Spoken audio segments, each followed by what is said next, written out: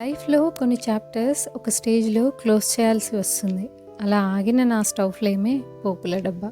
2020లో ఒక చిన్న కిచెన్, ఒక పెద్ద డ్రీమ్‌తో నా జర్నీ స్టార్ట్ అయింది. కానీ 3 ఇయర్స్ రికార్డ్ బటన్ ప్రెస్ అవ్వలేదు. 2025లో ఒక సడన్ థాట్, ఎందుకు నేను మళ్ళీ స్టార్ట్ చేయకూడదు? స్లోగా స్టార్ట్ చేశాను షార్ట్స్‌ని. 1K, 2K, one day 60K views వచ్చాయి. అప్పుడు అర్థమైంది, బ్రేక్ తీసుకున్న కమ్బ్యాక్ చాలా స్ట్రాంగ్గా ఉంది అని. ఈరోజు ఆలు పాలక్ కర్రీ నా కమ్బ్యాక్ రెసిపీ. నౌ పోపుల డబ్బా మరింత స్ట్రాంగ్ ఫ్లేవర్స్తో మీ ముందుకు. దిస్ ఇస్ శిరీష విత్ పోపుల డబ్బా flavours since 2020. Add some spice to your food with traditional flavours. మన సింపుల్ ఆలక్ పాలు కర్రీ కోసం ఫ్రెష్గా తీసుకున్న పాలకూరను క్లీన్గా వాష్ చేసి చిన్న చిన్న ముక్కలుగా కట్ చేసి పక్కన పెట్టుకోండి. కర్రీ కోసం ఆయిల్ వేసి ఆవాలు, జీలకర్ర, ఆనియన్ వేసి బాగా ఫ్రై చేసుకోవాలి. 2020లో ఒక చిన్న ప్రయత్నంతో స్టార్ట్ అయింది నా జర్నీ. కొన్ని రోజులు వ్యూస్ తక్కువ, కానీ నమ్మకం చాలా ఎక్కువ. ప్రతి రెసిపీలో స్పైస్ ఉంటుంది. నా జర్నీలో కొంచెం పేషెన్సీ ఉంది.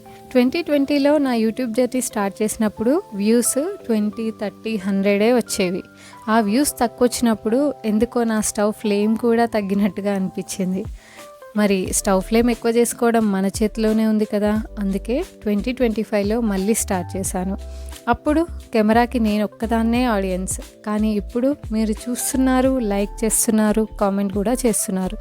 స్టవ్ ఫ్లేమ్ని స్లోగా మెయింటైన్ చేసినట్టే నా జర్నీని కూడా స్లోగా పికప్ చేస్తున్నాను. కూడా పాలక్ కర్రీలానే కొంచెం హీట్, కొంచెం పేషెన్స్, అప్పుడే పర్ఫెక్ట్ ఫ్లేవర్ వస్తుంది. స్పైసెస్ యాడ్ చేసి స్లోగా కుక్ అయ్యాక మన ఆలు palak curry ready.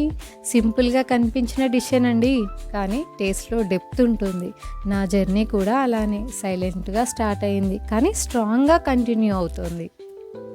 Channel recipes మాత్రమే కాదు, ఇది నా కలలు, కాన్ఫిడెన్స్, కన్సిస్టెన్సీ. నా జర్నీ మీకు నచ్చిందా? అయితే లైక్ చేసి సబ్స్క్రైబ్ చేయండి. మరో వీడియోతో మళ్ళీ కలుద్దాం. దిస్ ఇస్ శిరీష విత్ పోపుల డబ్బా ఫ్లేవర్స్ సిన్స్ 2020.